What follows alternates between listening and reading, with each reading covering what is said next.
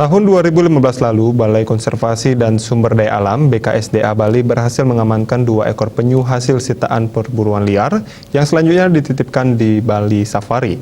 Bertepatan dengan peringatan Hari Penyu Sedunia tanggal 23 Mei 2021, penyu sitaan tersebut dilepas liarkan di Pantai Cucukan Gianyar.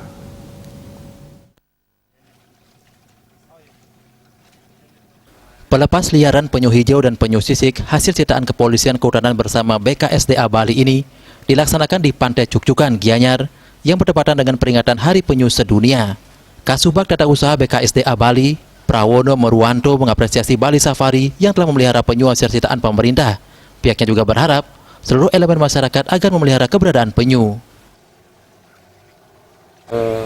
Masyarakat tetap bersama-sama kita untuk memelihara keberadaan penyu. Dari 7 penyu yang di dunia yang ada, itu 5 ada di Indonesia.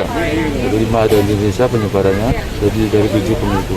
Jadi harapannya, mari bersama-sama kita, bersama-sama BKSDA Bali, kemudian dibantu oleh teman-teman Taman Safari, kita coba mengamankan seluruh pesisir pantai di Provinsi Bali.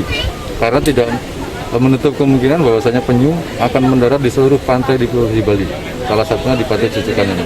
Dengan kita melepas hari ini, semoga insting mereka bisa kembali lagi ke Cucukan ini dan mereka bertelur di daerah Cucukan ini. Mungkin seperti itu. Ketut Suwardana selaku Operasional Manager Bali Safari and Marine Park mengatakan, sebagai lembaga konservasi yang fokus pada konservasi satwa liar, Bali Safari selalu berpartisipasi aktif dalam segala kegiatan yang diadakan BKSDA Bali. Selain itu, Suwardana berharap masyarakat tetap menjaga lingkungan tempat berkembang biaknya penyu di pesisir pantai. Pada saat hari ini, ya, tanggal 23 Mei adalah Hari Penyu Sedunia. Ya, ini sangat baik sekali karena juga keberadaan daripada penyu tersebut juga sudah siap untuk dilepas liarkan.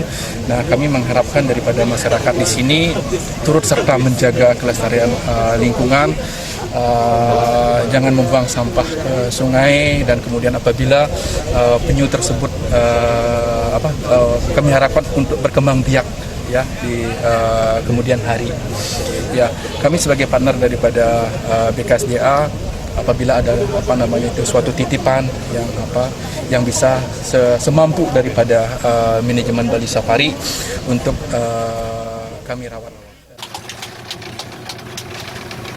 Sebelum dilepas liarkan, penyu tersebut sudah melewati serangkaian tahapan kegiatan pemantauan seperti pemasangan microchip, pengecekan darah, dan kondisi fisik penyu. Hal tersebut dilakukan sebagai langkah persiapan penyu agar mampu bertahan dan berkembang biak di lautan lepas. Sukma, Bali TV.